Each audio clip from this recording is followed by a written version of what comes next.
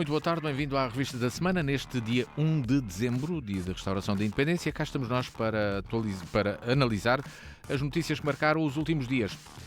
E hoje começamos com a aprovação do orçamento. Aconteceu na passada quarta-feira. Foram mais de 1.900 propostas de alteração votadas, com a maioria socialista a viabilizar poucas propostas da oposição, das quais se destacam as recomendações e o facto de, no seu conjunto, não terem um impacto significativo na despesa.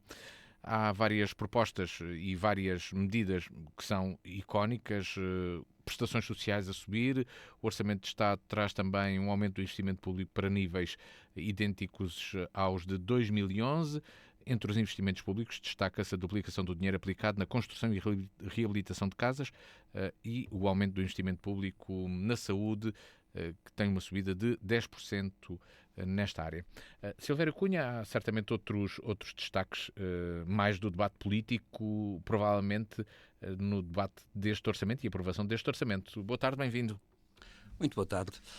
Bem, acontece que o orçamento, no fundo é assim, não se pode contar grandes coisas do orçamento, porque o orçamento estava à partida viabilizado pela maioria absoluta e, portanto, já sabia quais eram os grandes traços e também toda a gente já percebia que o Partido Socialista, como tem feito o resto nos anos anteriores, desde que tem maioria absoluta, não era propriamente um partido que dê muitas chances de, digamos assim, viabilizar emendas, propostas para outros partidos, embora tenha feito algumas coisas nesse sentido, e até reparei que houve pelo menos duas propostas do LIVRE, por exemplo, que passaram no orçamento e que foram adotadas, enfim, e para esse partido, por exemplo, é uma boa vitória, porque naturalmente é um partido muito pequenino e ver isto viabilizado é bom. Agora, a verdade é esta, é que o problema do orçamento em si, portanto, não tem nada de novo, de especial não tem nada de novo, era o orçamento que estava previsto. O que eu notei foi no debate do orçamento foi o seguinte: eu acho que nós temos em Portugal, e isto tem a ver também com a política orçamental geral, mas também tem muito a ver com o debate político sobre as coisas, e aqui sobre o orçamento, que é um documento fundamental, evidentemente, é o mais importante o documento político do país, porque é a forma de, enfim, o país se governar durante um ano. A verdade é esta, é que no fundo há duas formas de fazer política. Uma forma que é a forma consensual de fazer política e outra é a forma, digamos, agonística de fazer política. E o que está a acontecer agora, que eu noto muito isso, é que entramos numa fase agonística que permite as mais desvairadas contradições e as mais desvairadas afirmações e contra-afirmações e infirmações, se me permitem, digamos, a palavra que usa-se pouco, não é? Ora bom, e sucede que eu não fico nunca satisfeito com os debates orçamentais, porque acho que há uma retórica excessiva, por um lado, e acho que há uma coisa que realmente acaba por ser também excessiva, quer do partido do governo, quer das oposições em geral, que é a retórica. Aliás, eu até me esqueci, estou-me a esquecer do nome agora neste momento, há um teorema, entre aspas, chama-se teorema, mas que até vem na Wikipédia isso, por acaso, e vem dos livros de ciência política. Há um político argentino que já há uns anos largos, 20 e tal anos, assim uma coisa, enunciou um conjunto de princípios que, por acaso, esse político tem um apelido que parece italiano, como é frequente na Argentina, diga-se passagem, mas é um político que era do Partido da União Cívica Radical, que entretanto, a meu ver, acho que agora desapareceu, mas que foi um partido importante depois da democracia voltar à Argentina a partir de 83, e acontece que esse político dizia assim: geralmente os discursos políticos varia na proporção inversa da sua proximidade ao poder. Isto é, os projetos políticos. Ele dizia, portanto, quanto mais próximos de poder, menos ideais e projetos têm, curiosamente. Quanto mais longe do poder, mais projetos ideais têm, que é uma coisa que isso se chamar o teorema é Banglini, assim uma coisa. Esse teorema serve para dizer assim, bom, na verdade é aquela velha contradição que é esta: quem está no governo governa em função da escassez da gestão da escassez, porque os bens são sempre escassos. E quem está na oposição invoca sempre grandes princípios do ponto de vista ético-político e por aí fora. E, portanto, invoca cheios de razão. E depois verifica-se o contrário na calma. Isso verificou-se no nosso país, aliás, sempre, entre o PS e o PSD, sobretudo. Os outros partidos usam isso, quando são da oposição, mas muitos deles são da oposição há uma data de tempo e fizeram sempre isso. Mas isto nota-se muito no PS e no PSD, porque são os partidos de alternância, não é? Até hoje. E acontece que nota-se muito isso, e o que é que se vê? Que depois há incongruências no discurso. Porquê? Porque, no fundo, reclamam certas coisas que depois acabam por não ser possíveis e que até acabam por não se perceber muito bem. Por exemplo, eu dou um exemplo agora. O acordo que houve com os médicos, com um sindicato dos médicos. Acontece que, lá está, apesar de se dizer foi dentro de um princípio da gestão orçamental, a retórica está nisto, é que então se foi, porque é que não houve antes? Primeiro. E a partir do momento em que notei que houve partidos de oposição, criticaram porque também não podia ser. Isto é uma coisa curiosa, porque ao mesmo tempo há este problema. Propõe-se uma coisa e essa coisa depois nunca é exatamente aquilo que se quer, que está proposto, vai ser das entrelinhas e há sempre as diferenças restritivas, em regra. E, portanto, o que eu noto é um bocado isto. E eu acho que os debates orçamentais começam a ser debates mais de espetáculo. Um bocado lamentáveis às vezes, deve dizer-se, porque, enfim, nem sempre a linguagem é melhor. E são espetáculos de retórica política da má. E estão a piorar, francamente estão a piorar, quer no governo, quer na oposição. E aqui não distingo partido nenhum, devo dizer. Portanto, o que é que sucede? É mais para causar impacto. E este ano, sobretudo, o debate foi muito mau por uma razão. Por causa das eleições estarem previstas para março. E estamos em clima, de facto, pré-eleitoral. E, portanto, a partir de agora, até espirrar passa a ser um ato eleitoral. Ou não espirrar, porque passa a ser também um ato eleitoral, sempre tido o exagero. Portanto, eu não gostei, eu não tenho novidade nenhuma a notar no orçamento. Porquê? Porque se diz, há mais, mas também é verdade uma coisa, o orçamento do SNS passou a ter muito mais compromissos, e eu não estou a dizer que está errado, mas passou a ter. Mas isso já dá para que os partidos mais à esquerda critiquem, por exemplo, com o setor privado. Na verdade, 54,tal% do dinheiro para o SNS tem a ver com convenções com o setor privado. E bem, porque eu acho que tem que ser assim, não há alternativa. Mas isso já serviu para os partidos, por exemplo, da oposição, à esquerda, dizer assim, e afinal de contas o SNS está com menos dinheiro. A questão não é bem essa. Isto é uma imagem, é uma palavra de força, digamos assim, mas que carece de muitas explicações. Mesmo que até achemos isso, teremos que explicar isso melhor. E não está a acontecer. Portanto, eu não gostei do debate orçamental, porque acho que está a ser em clima eleitoral. Outra coisa, para acabar, para dizer, e claro que o Governo até fez cair algumas coisas previstas no orçamento, por razões puramente eleitorais também. A questão do tabaco, por exemplo, a questão do IUC, por exemplo, etc. Tudo isso foi decidido, digamos agora, por causa da crise política. Portanto, que diabo? Eu acho que isto é que é mau para o país, porque lá está, aquela velha questão que eu estou cansado de dizer, mas que eu sou repetitivo aí, é que nestes debates não há a dizer assim, um orçamento que permita pensar a legislatura toda, ou permita pensar uma coisa nova, até porque agora há a sensação de que, por exemplo, um partido, outro partido que ganha, ou até o mesmo partido que ganha, irão depois fazer um orçamento qualquer retificativo, não vai ser bem isto, ou não vai aplicar bem isto. Acontece que eu não gosto disso. Não gostei de uma parte que é, e também queria referir isso, que é um bocado pré-debate.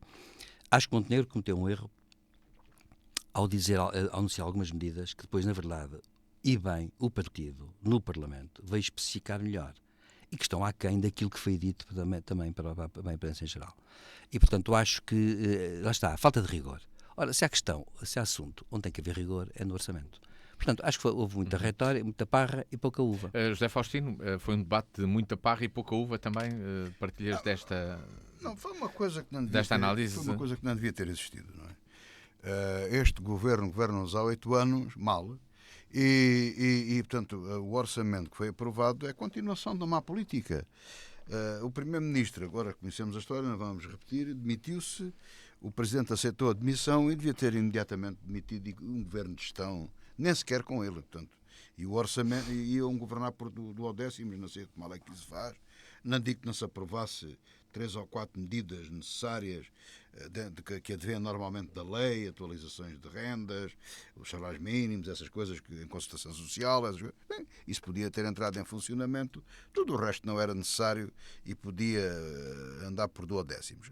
Claro que o Governo vai ter um orçamento e esse orçamento vai-lhe permitir, até com correções que fez, vai-lhe permitir fazer a campanha eleitoral na grande. Portanto, nestas circunstâncias, demitiram-se, não souberam gerir a maioria absoluta que tiveram e agora vão aproveitar o governo para fazer campanha eleitoral. Aliás, chega-me informação que já no Orçamento de Estado e noutras coisas estão a aparecer decretos de leis e propostas de leis e de alterações à pressa, enquanto as puderem aprovar, coisas muito pequenas que prejudicam muito os vários setores e que não dão cavaco aos outros grupos parlamentares, nem sequer às comissões da Assembleia da República. Portanto, é o PS no seu melhor, é acabar, é a cereja no topo do bolo, que mais uma vez, sendo o Presidente da República permissivo.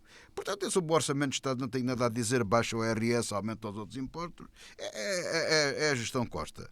Portanto, mete daqui, tira dali, cena com alguns investimentos, mas não diminui a despesa do Estado, é o costume. Portanto, eu não tenho muito a dizer sobre o orçamento. E estou de acordo com o professor Silvério Cunha. É um triste espetáculo, quer dizer, aquilo. Não se discute orçamento, até porque, vamos lá ser francos, grande parte daquela gente que está ali a falar não tem conhecimentos para discutir esse problema. E, aliás, havemos de falar sobre o Congresso do PSD. Luís Montenegro foi levado em erro, com boa intenção, apresentou uma medida, por acaso marcou a agenda, mas pronto, apresentou uma medida, mas não a apresentou corretamente porque ele não domina a matéria. Mas se for o líder parlamentar do PSD, apresentar corretamente, porque é ele que a fez, ele é que sabe. E, portanto, aquela gente não sabe, quer dizer, aquele vaidoso do líder do PS, aquele brilhante ou não sei o quê, Rico. E outros mais, não sabe o que está a dizer, então não sabem, percebe-se que não sabem. E, aliás, há indivíduos que não podem ser especialistas em tudo. Portanto, aquilo de facto é uma feira de vaidades, foi um comício eleitoral e tudo isso, de uma coisa que não tinha razão de ser. O governo demitiu-se, está admitido. E não era preciso tempo nenhum para dar tempo ao PS, nem isto, nem aquilo, nem aquilo outro. A intenção é boa, então altera a Constituição para, em vez de 60, 90 dias de espaço para eleições. Agora, o governo demite-se, não pode ficar em pleno exercício de funções. Não pode. E muito menos a aprovar um orçamento. Entretanto, ainda em funções, o Governo e o Sindicato Independente dos Médicos chegaram a um acordo. Este acordo prevê aumentos salariais em 2024, deixa de fora os clínicos que não são sindicalizados no SIM. O aumento salarial previsto para médicos em início de carreira é 14,6%, acordo que pode pôr assim fim ao protesto, Silvério Cunha, ou não? Eu, por acaso, vou dizer uma coisa que, sinceramente, agora eu fiquei um bocado admirado quando ouvi isso. Então, o acordo é só para médicos sindicalizados no SIM? Eu, por acaso, duvido que seja legal. Porque que eu saiba, nunca foi obrigatório estar sindicalizado para ter os aumentos. Quer dizer, não, professor, até a contratação coletiva, claro, num determinado setor, há depois uma portaria de extensão, claro, que estende a todo o setor. Claro. Portanto, acontece que dizer isso não tem pés nem cabeça, na minha opinião, e não vai ser assim. Portanto, eu, para mim, acho que é uma... O outro sindicato pode pedir uma portaria de extensão. Andam aí a discutir essa questão, não tem sentido. Portanto, isso não tem sentido dizer isso. É uma falta de senso completa. As pessoas já perderam a noção de coisas que aconteciam com a normalidade há 20 anos ou há 15 anos. Quer dizer, isto resulta também de uma disputa entre sindicatos? Sim. E também ia acrescentar será isso. isso? E acho que está a acontecer uma coisa estranha que também entre os sindicatos, porque juntaram-se facilmente para discutir uma questão que vai causar muitos problemas, porque agora é claro, 14,tal% aos médicos, então a gente diz agora, os professores não vão aumentar. É o que a gente está agora a dizer, as pessoas também não vão aumentar. Não, mas já está tudo de acordo que vão aumentar. Pois, mas eu não acredito. PSD, mas eu não acredito, sabe? Não acredito. Vai haver restrições, vai uma treta qualquer, porque aquilo é impossível de aumentar, sabe? Não é nada impossível. Não, é impossível. O dinheiro é impossível. É impossível fazer como se pensa que vai fazer. Quero dizer se mantiver tudo o resto e aumentar é difícil. Agora a questão é assim. A questão é assim. Agora o que eu acho é o seguinte, voltando à questão dos médicos. Pronto, eu vejo este acordo. Agora é evidente que nota-se que os sindicatos nem todos estarão no mesmo setor, nem todos defenderão os mesmos interesses, nem todos terão a mesma visão. Os sindicalizados têm visões diferentes. Isso acontece em todos os setores que existem. É assim no ensino, é assim noutras áreas. Portanto, eu não vejo que isso seja um problema, para ser franco. Claro que, não vejo que seja um problema. Portanto, eu não julgo que isso vá pôr em causa aquilo que é a normalidade. Porque, no fundo, chega-se a acordo com... É frequente nós temos a UGT a assinar os acordos que são feitos a cortação social e a CGTP nunca assinar nenhum. Isso é normal e, portanto, acontece que depois entra tudo na normalidade. Portanto, não é por aí. Eu penso que a questão não é por aí. Ora, o que eu acho é o seguinte, é que eu penso que estes aumentos não põem em causa problemas fundamentais que são a gestão do SNS, que é uma coisa que nem os sindicatos nem bem a ordem, devo dizer. Fiquei um bocado decepcionado com o bastonário numa entrevista que ele deu na televisão daquelas de 1 hora, em que ele, na verdade, não foi capaz de apontar é que podia ter apontado mas não apontou uma medida de gestão, de alteração da gestão do SNS. E ele devia tê-lo feito, como bastonário. Os sindicatos também não falam do assunto, e a verdade é que depois ninguém fica a perceber muito bem o que é que está realmente a acontecer, porque no fundo depois não se percebe. São as cadeiras que estão, os estofos das cadeiras das salas de espera que estão mal, são os horários que estão errados, são os médicos que injustamente são mal pagos. A questão é essa, é tudo. O que é mais importante? A hierarquia das importâncias.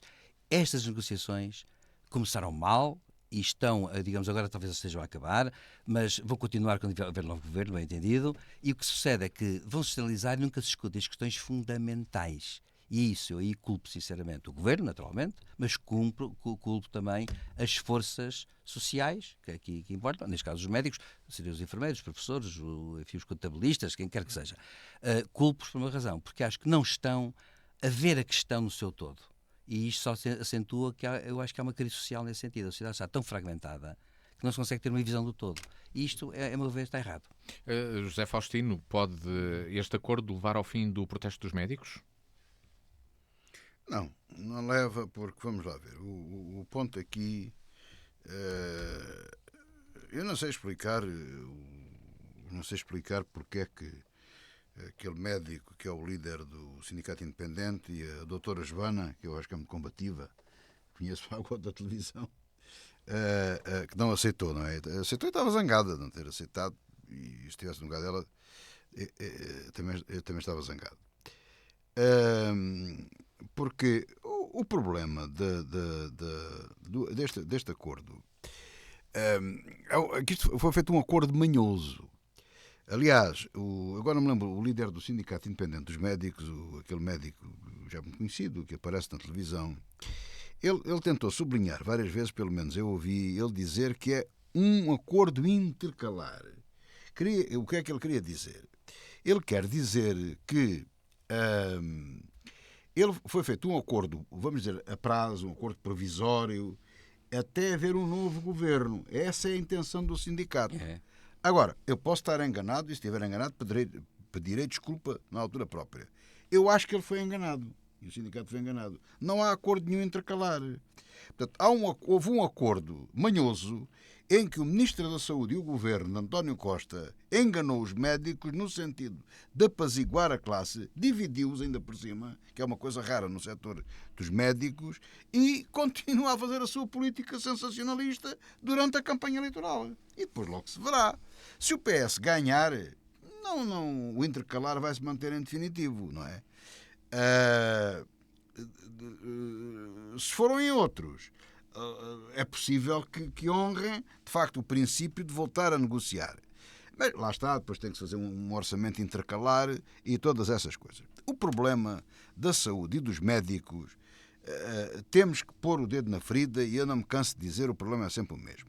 António Costa e Marta Temido têm uma grande responsabilidade no ponto a que chegou o Serviço Nacional de Saúde. E porquê? Porque alteraram a lei das bases, acho que se chama assim, a lei de bases de saúde, portanto, o documento de base da saúde, com a mania do público em detrimento do privado. Portanto, a esquerdização, ou como é que se diz, a socialização da medicina em detrimento da privatização, ou o socialismo puro e duro ao comunismo em detrimento do liberal. Este é o ponto. Porque isto estava mais ou menos a funcionar. Ninguém pensa que o Dr. Macedo, como é que ele se chama? Paulo Macedo, que fez algum milagre. Ele geriu bem, é bom gestor. O que ele fez foi deixar funcionar o mercado. As unidades de saúde, os hospitais públicos, funcionaram normalmente. As unidades e os serviços privados funcionaram normalmente, e os médicos, uns de um lado, outros do outro, e outros entre as duas partes. E isto ia rodando, e o utente ia-se safando, que este é que é o problema. E agora não se safa, porque não tem quem lhe acuda. E isto é da responsabilidade, tem dois nomes, António Costa e Marta Temido. Dois radicais de esquerda, que estragaram toda esta situação. E mais, isto chegou-se a um ponto e criou-se uma expectativa tal a que se vê juntar depois o horário dos médicos, a questão das 35 horas, que têm direito, como todos os outros, porque as horas extraordinárias já foi uma reivindicação contra como é que é dizer, uma contra-arma, um contra-argumento que eles arranjaram. Mas as horas têm toda a pertinência, o horário das 35 horas. Mas a verdade disto tudo, é bom que seja dito, as coisas em vez de serem melhoradas num caminho de conciliação, de concertação, de colaboração entre público e privado, e quando digo privado digo também o social, não é? Todos os setores envolvidos na saúde em benefício dos utentes. Tudo isso foi quebrado. Portanto, a palavra de ordem era a exclusividade no Serviço Nacional de Saúde. Tirem-se da cabeça. A exclusividade é um tiro no Serviço Nacional de Saúde. Qual exclusividade? A gente quer liberalidade, a gente quer um mecanismo liberal a funcionar. O médico trabalha onde quer e lhe apetece, desde que cumpra as suas coisas e vê as pessoas, faz as suas consultas no público, no privado, opera no público, no privado, os enfermeiros a mesma coisa e por aí adiante. É preciso que as pessoas andem satisfeitas e servidas e que tudo corra bem. Este é que é o ponto.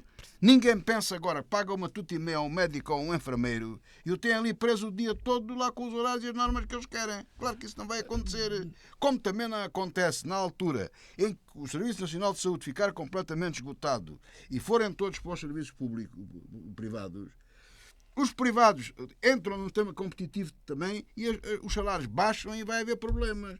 E os utentes novamente prejudicados.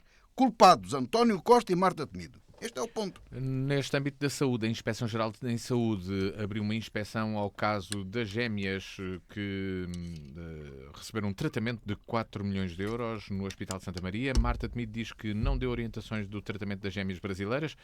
Há suspeitas de influência do Presidente da República neste caso, o Presidente que tem estado calado, Silvério Cunha. Bem, a Dra. Marta Temido até veio defender o Presidente, dizendo que, na verdade, não havia nada, o Presidente não teve problema nenhum e que estava tudo dentro da lei. As gêmeas são naturalizadas portuguesas, claro que foi um processo de naturalização mais rápido que é normal para outros, aí podia-se falar no princípio da igualdade, tratamento dos administrados, não é? Portanto, aqui a falta do princípio da igualdade, bem entendido, mas a verdade é esta. Claro que isto tem sempre contornos que são um bocado contornos, digamos que aqui a opinião pública é muito sensível hoje em dia porque as pessoas também andam todas muito zangadas. Vamos cá ver, se o Presidente, quando o Presidente diz que não teve interferência de alguma espécie nenhuma, eu acredito, quer dizer, não vejo razão nenhuma para não acreditar. Agora, é claro que é diferente o caso, porque, claro, a mãe E depois, é claro, também quer dizer uma coisa, nós também temos aquela coisa da má língua neste sentido. Vejo dizer que o pai das gêmeas devia ser da má língua e de inveja. Sim, pelo menos má língua é. Porque toda a gente esteja apertada quer passar à frente dos outros. Claro, e acontece que vieram dizer que o pai era devedor do fisco brasileiro há não sei quantos milhões e, portanto, isto tem sido um tratamento de favor para aqui, para lá, etc. Bem, não sei se esse não é. Claro que há coisas que depois também não se percebem, sei lá, mas também não se pode tirar relações especiais daí, por isso eu acho bem eu vou dizer o que é que eu acho que é grave aqui e que não é grave. Por exemplo, quando queriam falar com o filho do Presidente da República, e as televisões que vão atrás das pessoas, não é? Estão ali em cima das pessoas e não largavam, não é? E ele sempre a andar, dizendo não tem nada para dizer, e as pessoas a fazer perguntas, os jornalistas a perguntar, a mesma coisa, por outras palavras, sempre a filmá-lo.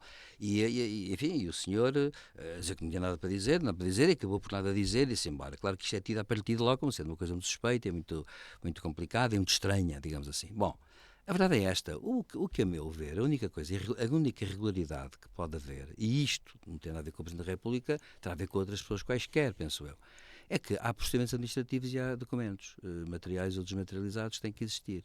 E esses documentos não existem. E este é que é o problema. Pronto. Como, aliás, a questão que se pôs com as cadeiras também é um bocado, também as cadeiras só têm um problema que é estranho, que é este. É terem sido compradas para as gêmeas e depois de responderem do outro lado do Atlântico a família dizer que irá buscá-las quando puder. Quer dizer, se é uma coisa urgente, vão buscá-las já. Já tem outras. Não se percebe muito bem isso. Cada gêmea tem duas cadeiras. Pois, mas também não percebo muito bem isso, quer dizer, isso não percebo muito bem, em termos de utentes, etc. Agora, o que eu acho, em termos de beneficiários, não é? Agora, o que eu acho estranho é apenas isto. Há procedimentos administrativos que têm que ser seguidos. mesmo admitindo que aquele caso é um caso importante, humanitariamente importante para a saúde, podia ser muita coisa. Também já ouvi médicos dizerem que aquilo, o tratamento, afinal, quando não é tão eficaz como se julga, enfim, que, portanto, também não seria receitado normalmente a outras pessoas porque não teria os efeitos que diz que tem. Bem, não sei, não faço ideia, não sou médico. Pois, mas eu não sei. Há pessoas que querem dizer que aquilo não era assim, que não era assado. Mas há um outro medicamento alternativo que tem que ser mais continuado. Pois, mas eu dou isso de barato porque eu não sou especialista, não sou médico, portanto não sou cientista, portanto não sei nada. O que eu sei é uma coisa. Há procedimentos administrativos que permitem saber rastrear as coisas. O que eu não entendo é que digam que eles desapareceram ou não existem. Claro, tem que existir. E se desapareceram, alguma coisa aconteceu.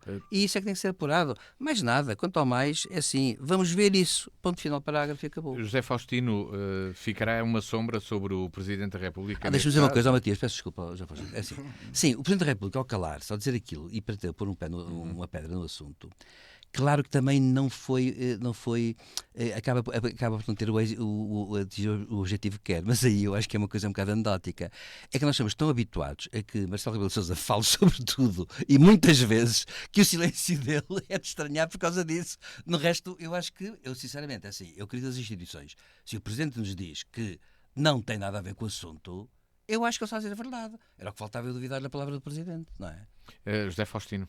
Vamos lá ver, o problema aqui é o seguinte: o Presidente da República aqui a compara ao Provedor de Justiça. Qualquer cidadão manda uma carta para o Provedor de Justiça, eles lá na Provedoria analisam aquilo e se veem que aquilo tem algum sentido, mandam para o serviço respectivo para terem aquilo em atenção e ver o que é que vai acontecer.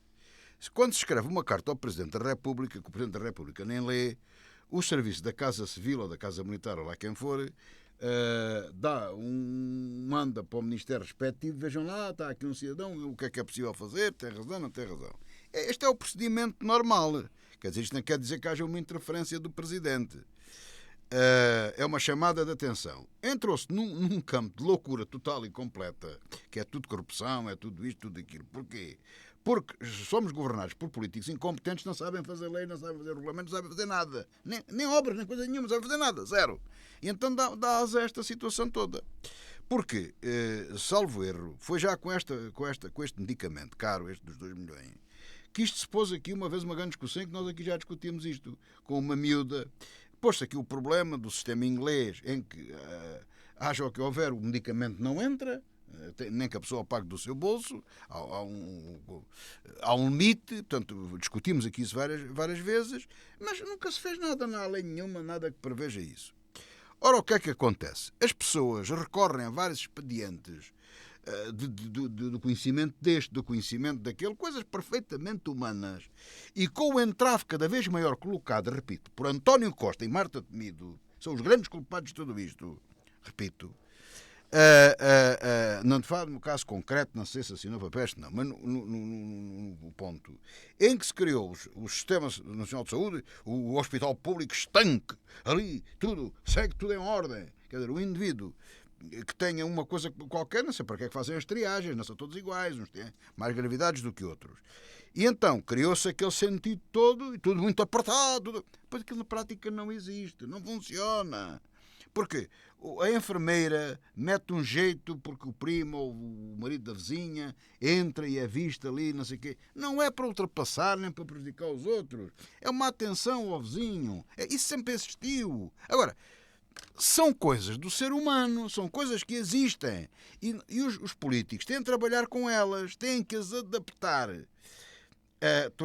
tornando anomalias em normalidades. É para isso que servem os políticos. Uma coisa que está errada, vamos corrigi-la, não é reprimindo-a, é adaptando-a à legalidade, àquilo que é razoável, àquilo que se pode fazer. Mas eles, coitados, como estão dotados de uma incapacidade e estupidez total, não são capazes de fazer isto. E então dá esta barraca. Claro, a brasileira vem invocar o pistolão, que é a Cunha, ao filho, que não é bem o filho, é a nora do presidente que pediu e tal. É possível que tenha pedido, é possível que tenha... Agora, o problema que se coloca aqui é um problema que, tirando se há aqui algum caso de favor, tráfico de influências, seja aquilo que houver, corrupção não acredito que tenha havido, é bom tirar lições para o futuro. Porquê? Primeiro, como é que é a cooperação com o Brasil e os serviços de saúde do Brasil? As miúdas foram naturalizadas, essa questão da naturalização é outra coisa que está completa. Porque ali agora, até vi agora recentemente, há aí uma coisa a correr, sobre o valor de um passaporte português. Quer dizer, eu, como português de longa data, fico todo contente de uma coisa que nem eu tenho. Não sei se a pessoa tem algum passaporte, eu não tenho. Já tive. Pronto, eu também já caducou, tive. caducou. Eu já não tive, mas também não tenho. Os meus também caducaram. Nem sei dele, tirei fora, não sei, não tenho. Não, mas posso ter. Claro. Mas é uma coisa com um valor tremendo. Quer dizer, se nós pensarmos, de facto tem um valor. Porque aquilo dá quase acesso a todo o mundo, sem vistos, de facto é extraordinário. Porque estamos na União Europeia. Não é por Portugal, Portugal não vale nada. Zero. Não se ponham com manias nem com vaidades. É porque Mário Soares e outros tiveram uma excelente ideia de nos meter na União Europeia. Este é o ponto. E como fica aqui, o Presidente da República devia falar ou não falar? Não, para o passarmos ao próximo Presidente, tema? não, o Presidente da República não pode dizer mais nada daquilo que disse. Ele costuma falar muito, mas aqui desta vez Então o estranho é não falar. disse o que tinha a dizer. Agora, o que é preciso apurar é que critérios, porque as miúdas estavam a ser tratadas no Brasil já com o tal medicamento alternativo. Em Portugal também pode acontecer isso. Depois há autorização para comprar o outro medicamento. Depois as cadeiras de rodas. Isto deve ficar bem esclarecido. E em vez de andarmos aqui a apurar quem é que devemos de enforcar, temos que apurar. É um método para salvar vidas, para resolver o problema de gêmeas e de outras miúdas, portuguesas ou brasileiras, não sei, dentro dos protocolos, ver o que é possível, o que é que entra, o que é que não entra. Sem haver necessidade do pistolão, ou mais em português, da cunha. Eles é que têm que adaptar estas coisas e não venham exigir a todos os outros honradez e depois eles também dão jeitos e facilitam as coisas. No caso das gêmeas... O médico do Hospital de Santa Maria foi o mais claro possível, o chefe de serviço, e não, tem que conhecer, porque, quer dizer, a gente aqui não atua sem isto ou aquilo ou aquilo outro. E isso parece tudo claro. Agora, isso tem que ser explicado, sem dúvida absolutamente nenhuma. E, sobretudo, corrigido. E definir sobre os medicamentos inovadores qual é a política que Portugal tem para isso. Não está definido em lado nenhum. Vamos ao congresso do PSD que aconteceu no passado fim de semana. Cavaco apareceu, disse que foi escutar e não dar lições. Montenegro confessou que sabia que esperavam mais dele e do que foi capaz de mostrar até agora, e também se falou de coligações pré-eleitorais ou até pós-eleitorais. Silvério Cunha, este congresso era um congresso para resolver questões internas, estatutárias do PSD, mas teve este output, seria um congresso que não teria grandes novidades, digamos assim, mas ainda assim há esta questão das eleições em março e podia esperar-se aqui mais ou menos do que aconteceu. Bem, como podia deixar de ser, não podia ser o congresso normal o congresso normal que estava previsto, não podia ser, não é? Dadas as alterações de circunstâncias. Agora, evidentemente que há um problema, não é? Que, como foi tudo muito súbito e muito imediato, o PSD não adiou o congresso, enfim, para um debate mais extenso ou mais longo. Claro que houve aqui uma mistura de muita coisa e acabou por ser um congresso, digamos que de certa forma acabou por ser um bocado híbrido, porque é um daqueles casos em que o Congresso vai apresentar, digamos, é como que apresentar o partido perante uma nova situação, mas na verdade o partido aparece de uma forma, digamos assim, com menos pujança do que poderia aparecer se o Congresso fosse daqui a um mês, por exemplo, não é? Portanto, eu acho que isso é a natureza das coisas. Portanto, não sei se o PSD se podia adiar o Congresso, não podia, se isso também seria sinal de seria a opinião pública ou ao seu eleitorado, eu não sei. Agora, é evidente que há aqui um problema que se põe, que é este. Eu acho que Montenegro... vamos cá ver. Eu já tenho dito isto aqui e digo isto sem menosprezo para com os outros partidos. O PSD e o PS e o PSD são os dois partidos que no arco da governabilidade têm, por serem os maiores, têm a possibilidade de ter mais gente com capacidades de fazer isto, fazer aquilo, propor isto, para estudar os assuntos, propor políticas, etc. Porque tem mais gente, naturalmente, tem mais especialistas nas matérias, etc. Os outros partidos também têm, mas são menos, e, portanto, como são menos, têm mais dificuldades. E também há outra coisa, é que os dois partidos mais importantes têm a expectativa da governança, digamos assim. Os outros partidos não têm essa expectativa no horizonte imediata e, portanto, só mediante conjunturas é que podem pensar no assunto. De modo que isso parece que não traz, digamos, aquilo que eu chamaria maiores responsabilidades aos partidos maiores do que aos partidos mais pequenos. É aqui que eu acho que Montenegro e o PSD neste momento apareceram de uma forma, a meu ver, um bocadinho mais diminuída. Porquê? Porque apareceram com as velhas figuras do partido, faz parte, bem entendido, mas a meu ver a ideia de Montenegro não seria essa. A ideia de Montenegro é mostrar que ele e a geração que ele escolhe é que vão defrontar o futuro, e vão ser o futuro, e vão mostrar o que vão fazer no futuro. E acho que aqui Montenegro não tem essa... Tem cabeças oratórias, devo dizer que tem. Aliás, foi líder parlamentar no tempo do governo Passos Coelho, portanto, ele tem experiência, é uma pessoa com experiência. Mas é uma pessoa que, evidentemente, não tem aquela digamos, não estava, as circunstâncias também não foram favoráveis para que ele pudesse apresentar aquilo que eu vou chamar uma nova chama, a dizer assim, o partido é um partido que vai defrontar porque está preparado para fazer isto e aquilo mais aquilo outro. Então veio falar de muitas coisas gerais, e aqui que aliás o José Fausto estava a dizer, e estamos aqui a falar e estava a dizer, e é verdade, quer dizer, talvez ele devesse ter, talvez a ideia do líder que tudo determina, que tudo comanda, seja uma imagem importante, mas talvez fosse bom, por exemplo, ter havido um staff que falaria sobre certas questões mais concretas sobre o que o partido iria fazer, mais colegial até certo ponto. Eu sei que isso não está na tradição do PSD, nem do PS, aliás, nem dos grandes partidos, a tendência é sempre não, dos grandes líderes. Sim. O Mário Soares falava sobre sim, completamente. Mas nessa altura não havia escrutínio a esse nível, sabe? Eu nunca mais me esqueço do Mário Soares dizer em conferência de imprensa que Portugal tinha uma dívida de $300 mil, que eram 300 milhões. E nenhum jornalista sequer o interrompeu e fez perguntas, e mais. E no dia seguinte os jornais trouxeram aquilo como sendo verdade e corrigiu-se depois e ninguém pensou mais no assunto. Eram outros tempos. Mas acontece que agora os tempos são diferentes. E outros políticos. E outros políticos também. E acontece que os tempos agora são diferentes. E, portanto, o que é que sucede? Montenegro tem, a meu ver, portanto, não se mostrou o líder que, na verdade, o PSD, digamos, precisaria exibir. Não quer dizer que ele não seja, eventualmente. Mas a verdade é esta, é que eu acho que ele apareceu um bocado ditado, digamos, limitado e constrangido pelas circunstâncias da pressa de um congresso em que ele tinha que dizer, afinal de contas, coisas que não estavam previstas dizer. Ele tinha que reagir ao assunto. E claro que isso causa-lhe um problema grande, a meu ver, porque a mensagem do PSD é uma mensagem que tem que ser... as mensagens do PSD são os tais dos partidos que têm que ter mensagens profundas. Inclusivamente têm que ter mensagens a pensar em coisas muito importantes. Por exemplo, é mau que haja um governo do centrão.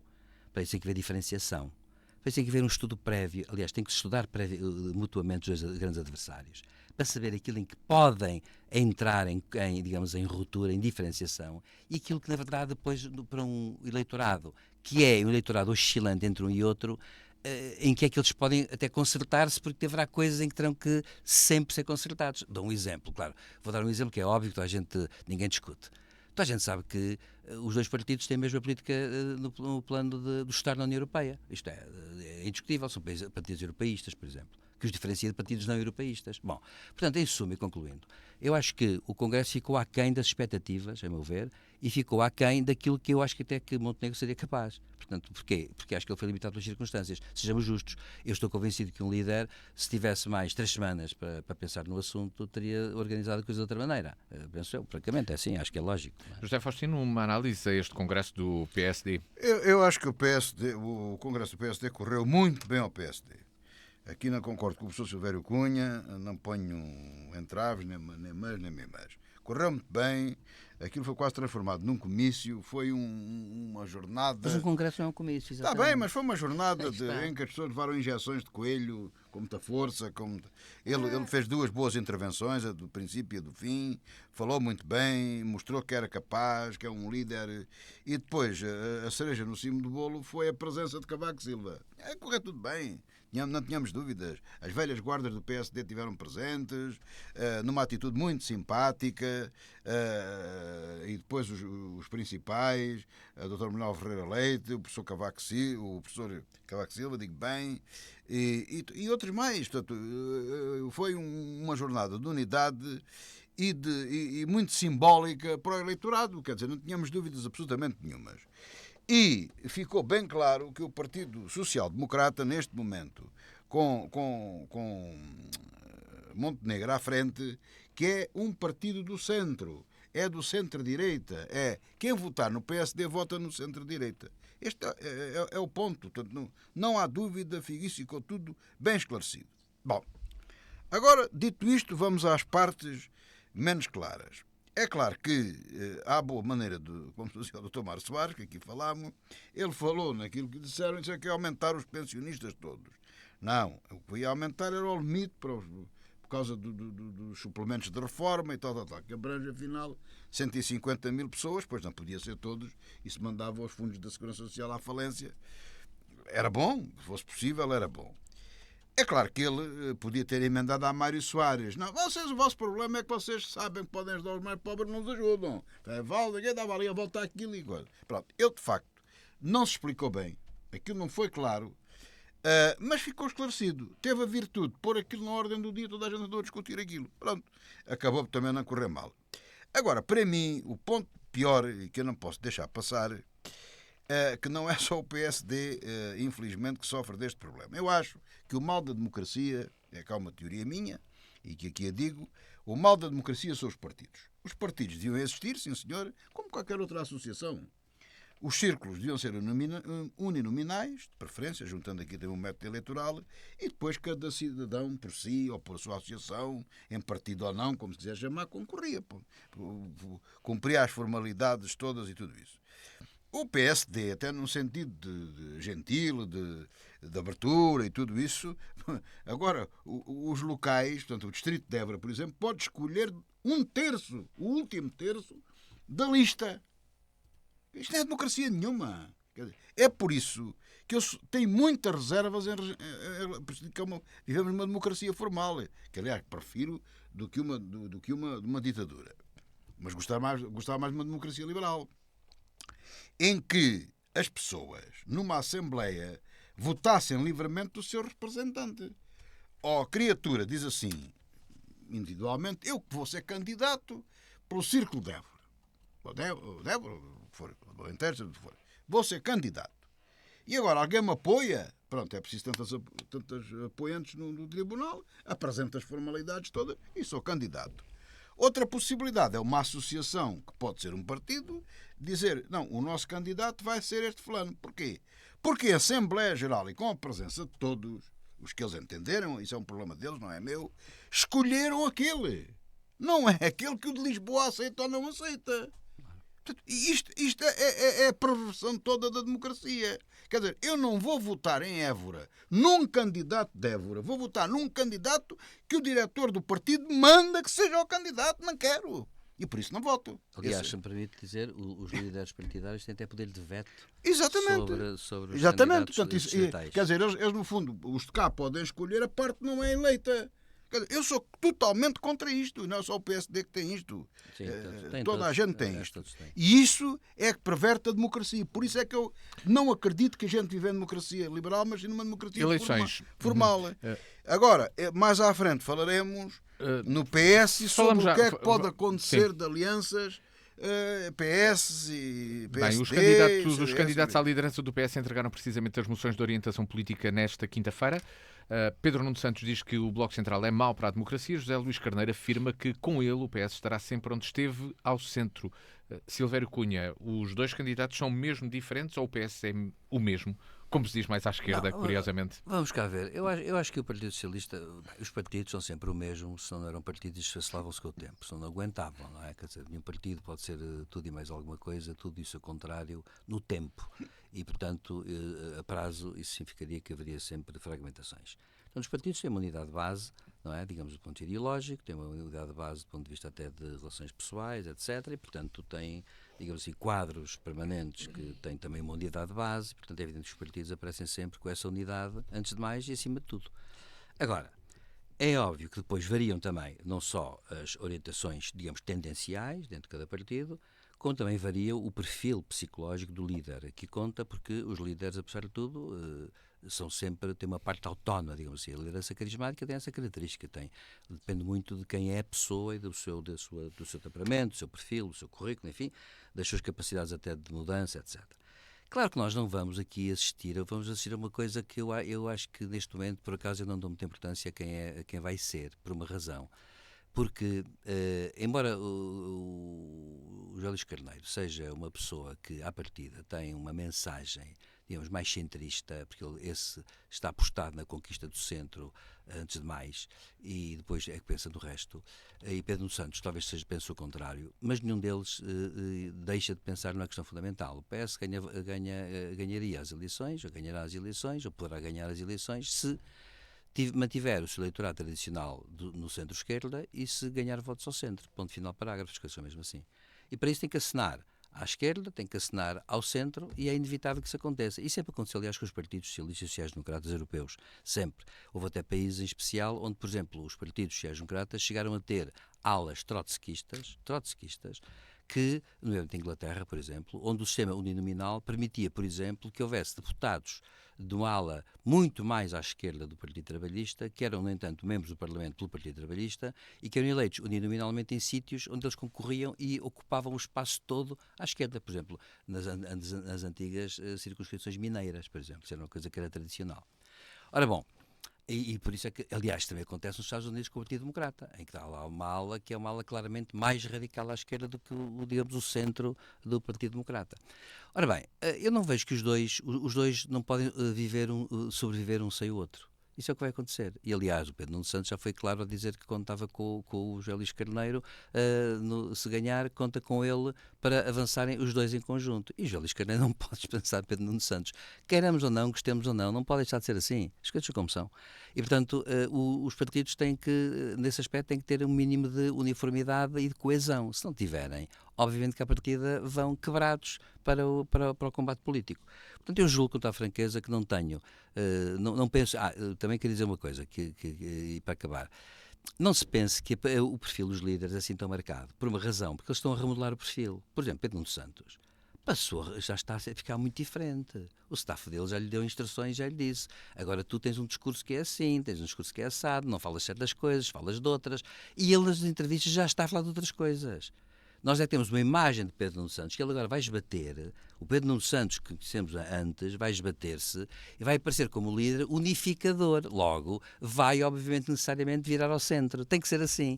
E Carneiro vai ter que fazer a mesma coisa, porque quando diz é com todos e para todos, vai ter que satisfazer também a ala esquerda do partido. Portanto, isso é inevitável e não há nada a fazer. Portanto, eu não vejo grandes diferenças a esse nível e acho que não é do interesse até do partido, nem do interesse de nenhum dos candidatos, que se despeguem ou se desliguem excessivamente. José Faustino, os candidatos à liderança do PS são assim tão distintos como aqui afirmam ser nesta... Completamente.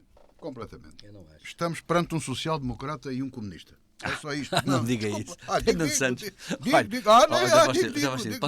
Posso contar uma piada? Conte. Deixa-me só dizer isto, sabe? Para mim, depois de eu ler alguns escritos políticos de Sá Carneiro, acho que Pedro Nuno Santos está à direita de Sá Carneiro. Está bem, não, isso sei lá, isso vamos lá ver. Isso de estar à direita ou estar à esquerda é outra coisa.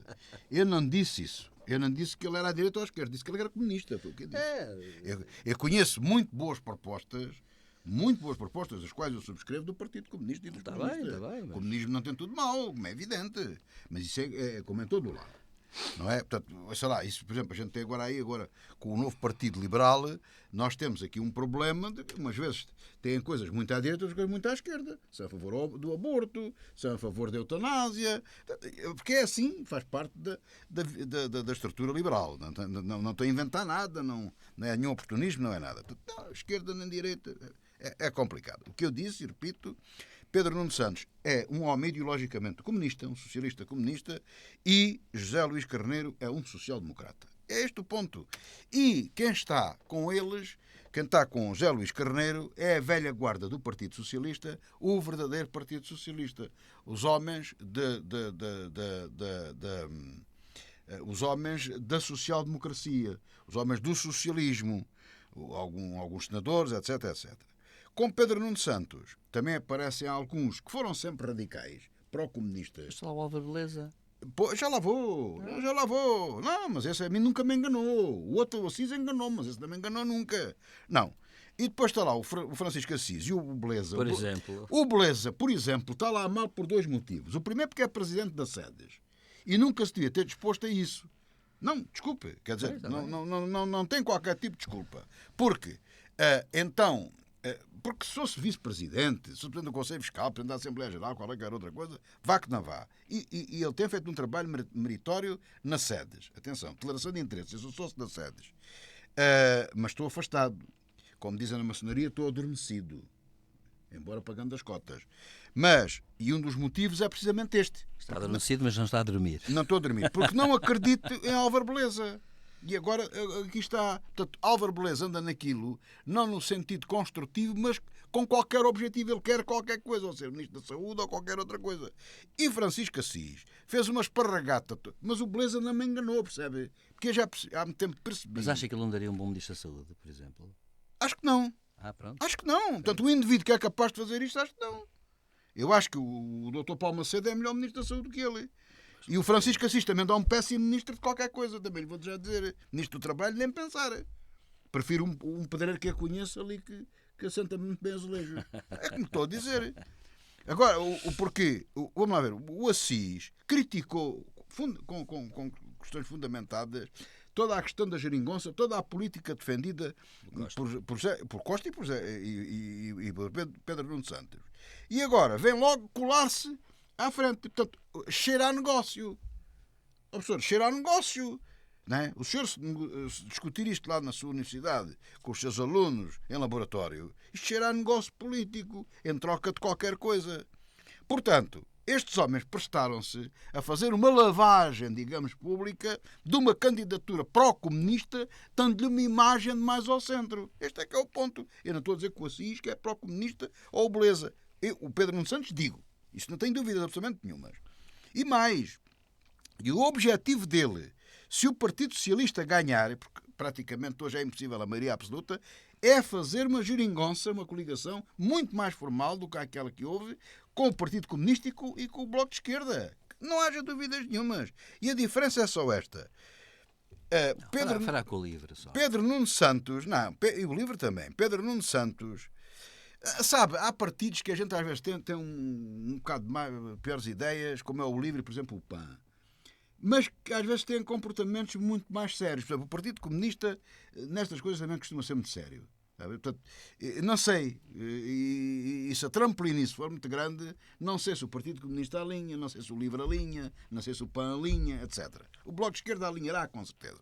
Agora, o que é que acontece? Numa possível vitória de Pedro Nuno Santos, e vamos pôr no princípio que até consegue levar o PS à vitória, vamos ter um governo ao centro. E, portanto, neste momento, aquilo que interessa a Portugal é um governo à esquerda, perdão, enganei-me. Vamos ter um governo à esquerda. E o que interessa a Portugal é ter um governo ao centro. E isso, para ser um governo ao centro-esquerda, tem que ser um PS liderado por José Luís Carneiro. Com certeza que não deixará de pescar o olho à esquerda, não é? Não deixará de, preferencialmente, entender-se com o Partido Comunista e com o Bloco de Esquerda, mas manter-se-á fiel aos princípios sociais-democratas. Do centro, portanto. Agora, do outro lado, do PSD, que penso eu, sinceramente, que é aquilo que, e até por alternância de poder e tudo como já expliquei no programa anterior, e agora não vou repetir, que aquilo que mais interessa a Portugal é a vitória de um partido do centro, neste caso o PSD, liderado por Montenegro, e de preferência que deviam concorrer coligados já com a Iniciativa Liberal e com o CDS. Eles vão fazer isso com certeza com o CDS e vão reconstruir uma AD. É pena a Iniciativa Liberal não está lá. Porquê? Porque isso lhe dá mais 8 a 10 deputados.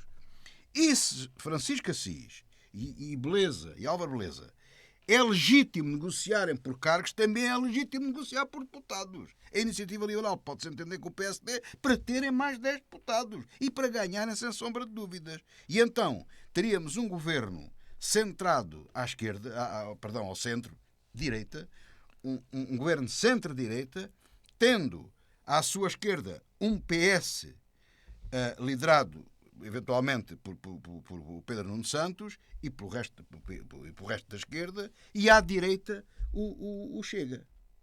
Isso era a situação que mais interessava a Portugal numas próximas eleições. E acha eleições. que é do interesse, por exemplo, do PSD ter a Iniciativa Liberal coligar-se com a Iniciativa Liberal?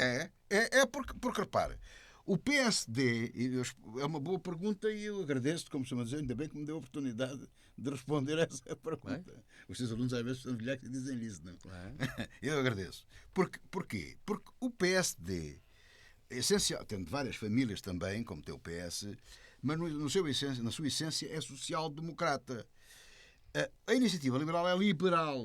E o que Portugal precisa, porque não temos dinheiro, são sobretudo políticas liberais e não sociais-democratas. Porque a social-democracia é muito bonita. No tempo em que a Suécia tinha muito dinheiro, agora ainda é bonita, mas é um país rico. Mas quando era um país ainda mais rico, ainda mais bonita era a social-democracia. Em países sem dinheiro, por exemplo, não há social-democracia na Argentina. Seja com este candidato, seja com o outro. Não há. Porque não há dinheiro. A social-democracia é boa, indo-se construindo ao longo dos anos com muito dinheiro, com excesso de dinheiro. E isso as pessoas têm, de facto, umas condições extraordinárias. É boa, funciona. Muito bem.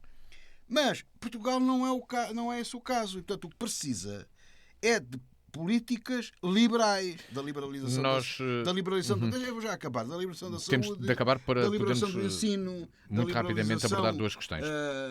De tudo, da habitação, de tudo. Temos muito pouco tempo de programa pela frente e junto aqui dois temas internacionais para uma análise muito rápida, muito sintética que vos peço. A trégua entre Israel e o Hamas que foi prorrogada por mais um dia, até esta sexta-feira, e também o facto de terem assinalado ontem, dia 30 de novembro, os 10 anos da revolução que mudaria o rosto da Ucrânia até à invasão da Rússia. Silvério Cunha.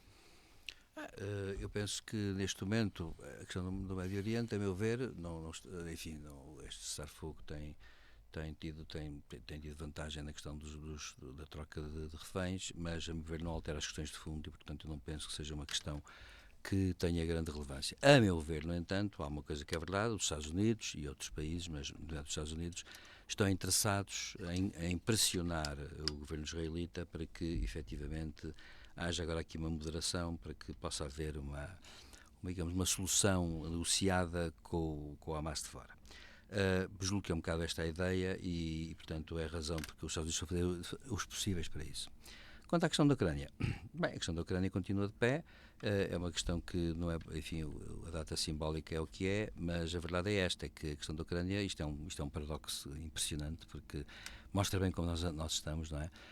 Mostra que, de facto, temos uma guerra que nos ocupou até agora imensa atenção e agora, de repente, surge um outro conflito importante e sucede que a Ucrânia desaparece do mapa. E aí está a acontecer uma coisa que é trágica um bocado, porque hoje em dia desaparecer do mapa é tornar-se invisível. E nem por isso a tragédia desaparece, não é? E, portanto, acontece que a questão da Ucrânia é uma questão muito mais, a meu ver, muito mais até complexa, inclusive para a Europa, porque está a fazer com que um ponto fundamental esteja, digamos, a tornar-se, digamos, esbatido. E depois há uma coisa que também está a acontecer, é que, por exemplo, eu não gostei de ouvir as declarações do líder do partido, que, enfim, teve 35 lugares em 150, do partido da extrema-direita holandesa, que, além de declarações anti-europeístas e que dizia que não queria mais mesquitas na Holanda, etc., e essa é uma questão puramente interna, veio dizer que esta questão da Ucrânia tem que ser repensada e já vem com aquelas ideias de que, afinal de contas, o Putin não é assim tão mau como se diz e tem que haver qualquer espécie aqui de ponderação da situação. Está-se a caminhar, o grande risco é caminhar-se na questão da Ucrânia para uma situação que acaba por não ser nem carne nem peixe e acaba por ser uma situação que só causa sofrimento, continua a causar os sofrimentos todos, continua a morrer imensa gente.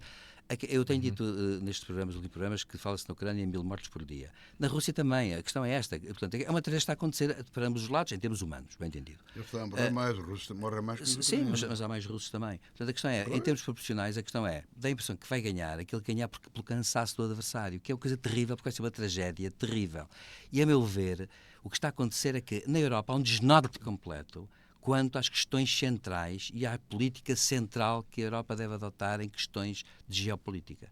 E isso, a meu ver, há uma tão grande esquecimento de tudo isso que começa a própria Comissão Europeia a não saber bem o que diz, porque umas vezes toma uma posição, depois outra posição, depois há um que diz uma coisa, um comissário, outro comissário diz outra coisa, e no fim disto tudo, repare-se uma coisa curiosa que é sintomática. O discurso de Zelensky, que era diário, desapareceu. Agora, ele desapareceu? Eu acho que não. Ele continua a falar. Agora, a questão é esta. Estão a fazê-lo Não está a chegar cá. desaparecer. José Faustino, muito rapidamente, uma análise a estes 2 pontos. Mais um dia de trégua, Blinken a dizer que deveria prolongar-se esta trégua e os 10 anos da Revolução que mudou o rosto da Ucrânia até à invasão russa.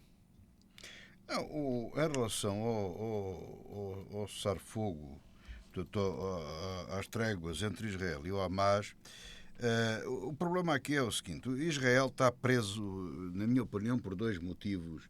É a única vantagem que tira destas tréguas. A primeira é recuperar os reféns, e isso é prioritário para o povo israelita, para o povo judeu, isso é fundamental. Não é só os judeus que têm em causa, é todos aqueles que lá estão. Portanto, eles até vendiam alma ao diabo, entre aspas, para recuperar os reféns. Portanto, eles têm um princípio de não ficar ninguém para trás, são muito solidários e tudo isso. E isso é muito importante. Isso é o primeiro objetivo. O segundo é destruir o Hamas militarmente, mas o primeiro são a questão do refém. Em segundo lugar, também tira vantagem noutra coisa. Isto é uma coisa que ninguém diz, vou dizer, não sei se tem razão, se não tem, nem interessa, isso nunca se pode provar, mas estas tréguas estão a servir aos serviços secretos israelitas para perceber a movimentação dos reféns, porque eles têm que tirar de um lado para o outro, eles têm que observar o que é que se está a passar, porque isso pode-lhes permitir eles resgatarem os reféns assim que retomarem as hostilidades, e elas vão ser retomadas e com força, ninguém tenha dúvida disso. E, portanto, vamos ver como é que isto corre. O Hamas acho que está a fazer bluff, dizendo que há ali vários grupos, uns que até famílias têm reféns e tudo isso, como se fossem garrafas de gás ou coisa, se vidas humanas, não é nada disso. Portanto, eles sabem muito bem, estão armados em velhacos, hoje queriam trocar 3 mortos como se fossem vivos e fazem umas habilidades. Agora, vamos ver até onde é que a coisa é possível, até onde é que isto vai. É imprevisível. Eu estou convencido que se poderá aguentar mais um dia ou 2, mas na semana que vem volta outra vez tudo ao mesmo e em força. E é inevitável que aconteça. Em relação à Ucrânia... Para concluir. Em relação à Ucrânia, eu digo o seguinte: o professor Silvério Cunha chamou aqui a atenção para uma coisa que é muito importante. Eu não digo que haja o esquecimento, quer dizer, aquele agora lá, o holandês, e essa gente dizem umas coisas, mas depois também muda de opinião. A italiana também dizia umas coisas, agora já diz outras, porque entram na realidade e a realidade é diferente da fantasia. E o que é certo é que tem havido, não vou repetir, sempre um apoio do Ocidente, ainda lento e atrasado, o que tem dificultado as coisas. Mas, apesar de tudo, a Ucrânia tem tido a capacidade de se aguentar e tem dado luta, e mais, tem desenvolvido a sua indústria de armamento em cooperação com países aliados e está a produzir equipamentos, e põe-se mesmo a possibilidade de começar a bombardear, com drones produzidos na Ucrânia, a bombardear a própria Rússia. O perigo que tudo isto tem, mas há também avanços russos. A coisa, vamos dizer que o impasse se mantém. Há aqui um problema, que é a guerra ficar congelada. Embora não seja uma guerra fria, é quente, porque há confrontos e há mortes, como disse o professor, e bem, concordo com esse retrato que fez da coisa. Mas há aqui um problema, é da guerra congelar, em vez de morrerem 1000, passam a morrer 20 ou 30, a coisa aguenta-se e Putin vira as suas atenções para os países bálticos, porque ele não vai ficar parado. E aí é que a Europa e os Estados Unidos, seja Trump, seja quem for, vão abrir os olhinhos, vão abrir a pestana, como se costuma dizer, até os próprios chineses, para perceber bem quem é Putin, porque ele não vai ficar parado. Chegamos assim ao final desta revista da semana com José Faustino e Silvério Cunha. Análise aos temas que marcaram a atualidade da semana fica por aqui. Regressa de hoje 8 dias, novamente outro feriado, dia 8 de dezembro, mas cá estaremos. Pode escutar sempre que quiser o programa ao sábado às 14 horas e também na página de internet da DNFM e no canal de YouTube da rádio. Tenha um bom fim de semana.